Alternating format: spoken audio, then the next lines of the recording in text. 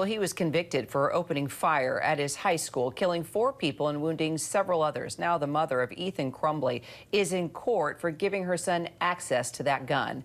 Jennifer Crumbley now facing 4 counts of involuntary manslaughter. Her son Ethan has since been sentenced to life in prison without the possibility of parole. Prosecutors say his parents didn't tell school officials Ethan had access to that gun when they were called to a school meeting just hours before the shooting. The trial is the first time parents have been charged in connection with a school shooting in the United States. Our Trevor Ault and legal contributor Brian Buckmeyer have been following the case from the very beginning. Brian, let's start with you. What can we expect to happen in court today?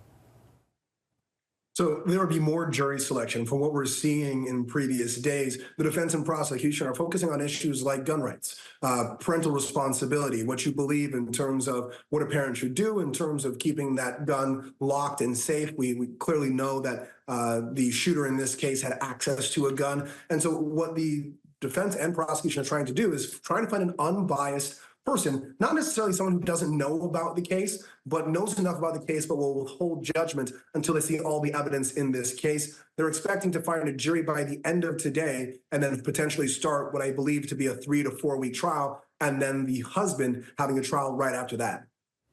So, Trevor, among the evidence against the parents here are these messages that the parents actually sent their son on the day of the shooting. Even the one that we saw, "Don't do it." How could those impact the trial here?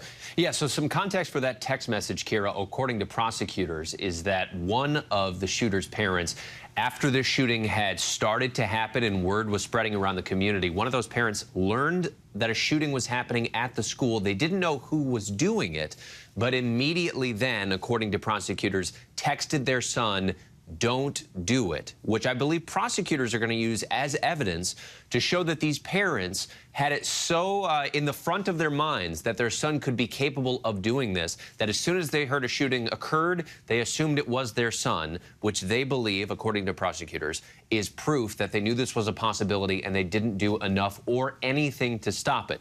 That, of course, is going to be the crux of this entire argument. As we have said, this is the first time that parents have been charged in the case of a school shooting. Basically, what prosecutors have said, and I was there in the aftermath of the shooting, I've talked to the prosecutor myself, she said that she's not trying to set a precedent here about, you know, all parents need to be held responsible for their child's behavior, but they felt the parents' behavior was so egregious here that it was criminal in nature, Kira. So, Brian, over the past 25 months, the Crumbley parents had largely argued together through court battles as they appealed charges all the way to the state Supreme Court. But last October, the Michigan Supreme Court refused to hear appeals from the Crumbleys. Why do you think that is? So the Michigan Supreme Court gave us this 3-line paragraph basically saying that what was decided in the appeals court, that's the lower court just below the Michigan Supreme Court, will stay. They said that the issues presented are not ones that they believe should be addressed. There are a number of reasons why state Supreme Court would say that. This concept of ripeness, maybe it's not ready for them to decide. But I think regardless of what the prosecutor thinks, this will be a case that sets a precedent around the country. Yeah, I think it will too. And we're going to follow it closely. Trevor, Brian, thank you both so much. Hi, everyone. George Stephanopoulos here. Thanks for checking out the ABC News YouTube channel. If you'd like to get more videos, show highlights, and watch live event coverage, click on the right over here to subscribe to our channel. And don't forget to download the ABC News app for breaking news alerts. Thanks for watching.